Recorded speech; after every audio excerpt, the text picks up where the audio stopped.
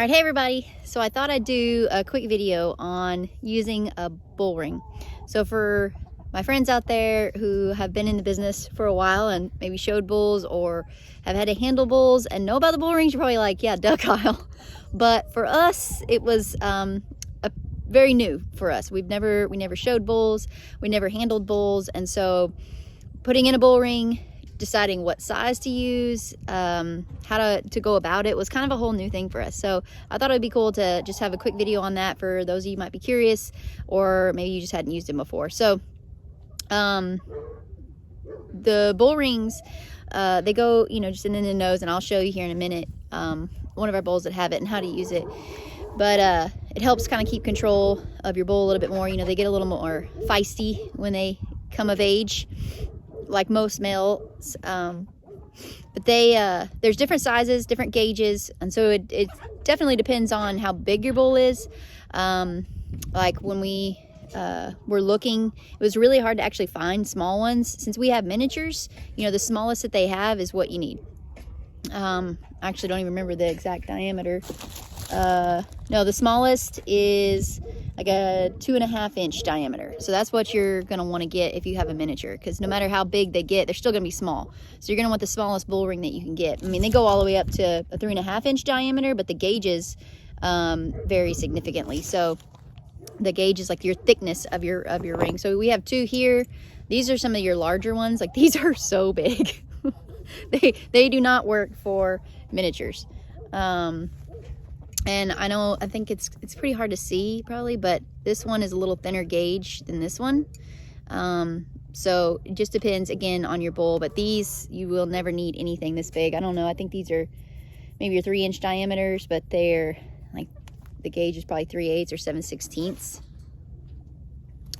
And to put these in, so they come with a little Allen wrench, or you can, this one's like so dinky, so you can use just whatever tools you got, but you just open this up here, lefty loosey righty tighty, and take out this pin. And it's so important, it does come with an extra one, and you can change it to, like, instead of having the hex, you can have like a, I think it's a, like this one has a flathead instead of the hex bolt. But you take that out, do not lose it, do not lose it. It's so tiny. Like, don't lose it, because it's what keeps your ring, once it goes in, from opening back up.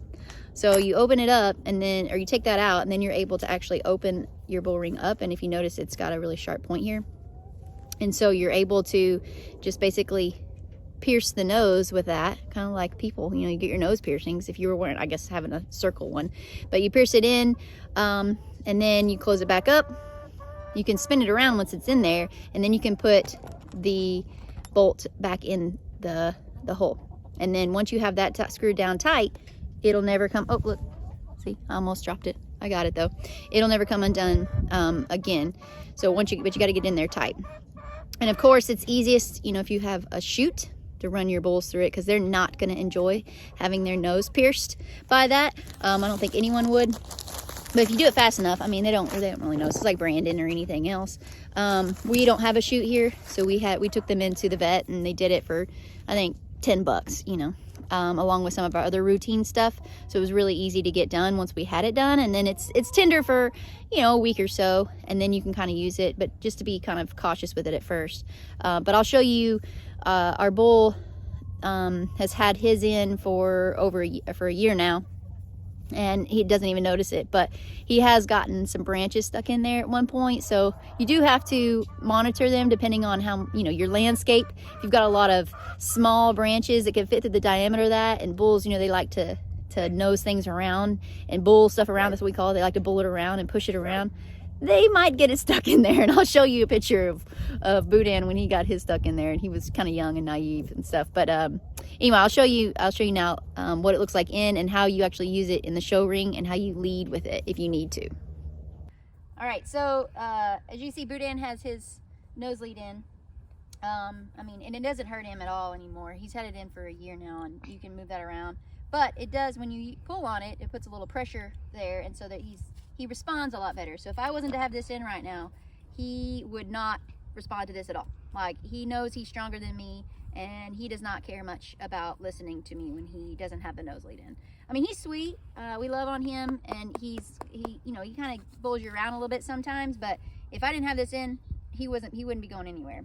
So I just have the rope halter on him right now, but if you were in the show ring, you would just hold both of these leads together, and then just kind of, you can sometimes tie it or like kind of just put it on your other lead so that it doesn't come down, doesn't droop down, and then you just put as much pressure on it. Most of the time he just knows that it's there, so we don't have to put a lot of pressure on it. If he was real ornery, I could lead him just with that almost, but he doesn't really need a lot. Just as long as he knows it's there, because he's not going to try me if he has it in. So that's kind of how it helps to control him a little better. Some steers need them, some heifers need it sometimes, but once he's got that in, so you can just kind of lead him and he'll go anywhere you want. Oh.